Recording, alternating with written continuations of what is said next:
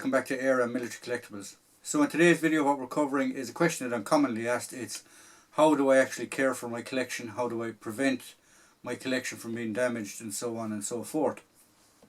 So it's not a very a topic that is covered much. I haven't seen much videos on this forum or this format in relation to showing you how to care for your collection. So I'm only giving you tips and pointers that I found useful, that I've been shown by other people or that I've picked up, and you might have tips or pointers that I don't use that you find helpful and stuff. So this is the first one that I find extremely well or extremely good, and that is Tupperware boxes. Big plastic container boxes for collecting items, or not for collecting items but for storing items. Obviously they're sealable when they're in the boxes. What I normally do is once I have a box filled, is I will actually put mothballs or some type of repellent to try and keep moths out of the boxes on the bottoms of the boxes. So they're a very good thing for collecting and for storing your collection, I should say. They do take up a lot of space. You will need a place to store them, things like that, your attic or whatever. But obviously with collecting of military stuff, it's bulky as it is anyway. So these are my tip for people, or my I love these. I swear by these. I have probably about 10 or 11 of them now nearly at this stage, of different items and things like that. So what we're going to go through is just basically other items that I find helpful in cleaning and caring for my collection. I normally care for the collection or take care of the collection about once a week. I don't take care of everything, but I try my best to change mothballs, look after leather work, things like that. Make sure you don't have stuff in direct sunlight, because it will fade it will damage it and things like that. So yeah, but once a week I just do a bit of maintenance on the actual collection. So first things first, I suppose the simplest items that you can get are a clothes brush, or different types of clothes brushes. Obviously when you're dealing with older historical pieces and things like that, you might not want to be as rough with them as you're brushing them down, or be more gentle with them and stuff like that. But this is just a common everyday clothes brush and lint brush for brushing down uniforms after you've put them on mannequins and things like that. Self-explanatory. What just to keep dog hairs and cat hairs if you have pets, just to keep them clean looking and stuff like that. Next items obviously are for boot care. This is my dubbing set, so pretty much I have a brush to put the dubbing on, and I have another brush to clear the dubbing. So the dubbing will be used for boots, leather work, things like that. Other people have different methods. I use dubbing for my boots, but I also use polish on certain types of my boots. So obviously the black one is to put on the polish, and the white one takes off the polish or gives it a shine. So just your standard boot brushes are a good investment. You pick them up on pound shops or €2 shops or whatever that you have in your area, or dollar stores if you're watching from America. Easy to find. Next item is scrubbing brush. Scrubbing brush, obviously depending on what you're doing, or depending on what you're using it on,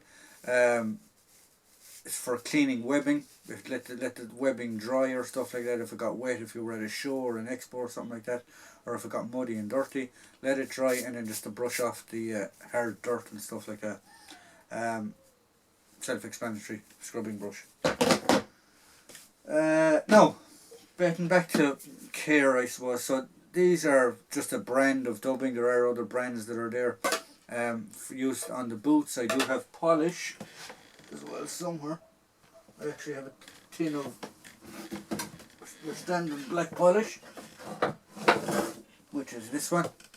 Same again. The dubbing is normally picked up from cobblers or boot repair shops or shoe repair shops and stuff like that, and you'll pick up shoe polish anywhere. Any supermarket, corner store, stuff like that normally has shoe polish. In relation to leather work, what I also use is, now this is for horse equipment, tack and stuff like that, but it's a Bladder Conditioner. I got this in a saddle shop, a tack shop. Quite nice. I use it mainly on leather chin straps, things like that, or fine leather work that you're not going to polish on or something like that. I know some other collectors use a thing called mink oil. I haven't used it yet. I'm going to try and get a pot of it to see what I think of it. Because I'm nearly running low on this. This actually came from America, I believe. Oh, sorry, Australia is where this is manufactured. Next item, standard dust cloth.